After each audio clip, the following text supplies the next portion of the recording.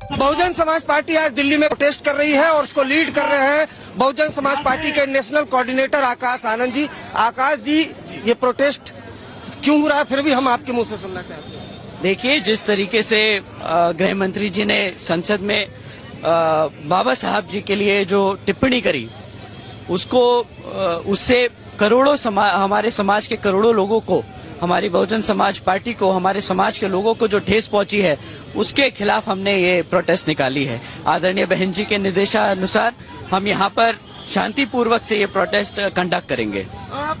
गृह मंत्री ने बकायदा सफाई भी दी। बीजेपी कह रही है कि डॉक्टरेट वीडियो है, उसके बाद आप क्या? देखिए, कहीं ना कहीं तो जहाँ इतना धुआं है तो वहाँ पे चिंगारी तो होगी, और ये जो गलत बात कही है अब वो तो सब रिकॉर्डेड है, वीडियो पे रिकॉर्डेड है, ये संसद में लाइव कहा गया था, तो इसमें तो वो आप जितनी भी सफाई देना चाहें, बट जो गलत है सो गलत है। आपने सोशल मीडिया पर, मैंने देखा आज एक पोस्ट किया है, ये नीला फैशन वाला, किस पर अटैक है, मुझे आप बताइए। अब देखिए जरा, नीले में तो सभी पहन के आजकल घूम रहे हैं। पहले छोटे छोटे नेताओं को बढ़ाया गया कि भाई वो नीला पटका पहन ले, बाबा साहब को नेता बना ले, पर अब तो बड़ी पार्टियां भी शामिल हो गई इसमें, चाहे वो राहुल गांधी जी हो या प्रियंका गांधी जी हो। अब दोनों ही नीली साड़ी और टी शर्ट पहन के फैशन स्टेटमेंट देने लगे हैं। पहले कॉन्स्टिट्यूशन की किताब लेके घूमते थे, उसके एवज में हमारे समाज को गुमराह किया, अब फैशन स्टेटमेंट दे के हमारे समाज को गुमराह करने की कोशिश कर रहे हैं। अगर ये सही में हमारे बाबा साहब के हितैषी होते तो ये उन्हें कभी भी उनके पीए को उनके खिलाफ नहीं खड़ा करते, उन्हें संसद में अपने आप जिताकर भेजते, परंतु उन्होंने कोई भी ऐसा काम नहीं किया। एक अटैक आपने अरविंद केजरीवाल पर भी किया हो, तो दिल्ली में एक के बाद एक योजनाएं लेकर आ रहे हैं, अटैक आपने केजरीवाल पर भी किया। देखिए, वो तो आए भी पावर में इसी तौर पे थे कि भाई करप्शन है। शीला दीक्षित जी तो एसी में रहती हैं। दिल्ली के लोगों का पैसा जो कमाया जा रहा है, जो टैक्स का पैसा है, वो एसीओ में खर्चा जा रहा है।